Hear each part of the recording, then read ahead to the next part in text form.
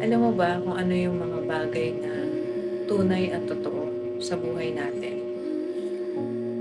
Ay yung mga taong talagang totoong nagki-care sa'tin or may pakailam sa'tin. Sila yung mga tao na kahit tahimik tayo, kahit wala tayong sinasabi, dinig nila tayo. Alam na alam nila kung ano yung laman ng puso natin, nababasa nila tayo. Sila yung tunay na may care sa'tin. For example, yung asawa mo, totoong mahal ka talaga niya, di ba? Kahit hindi ka magsalita or kunwari nasa labas kayo, titignan ka lang niya. Nababasa ka niya. Alam niya kung okay ka ba o kung may problema ba. Etc. That's what I'm talking about.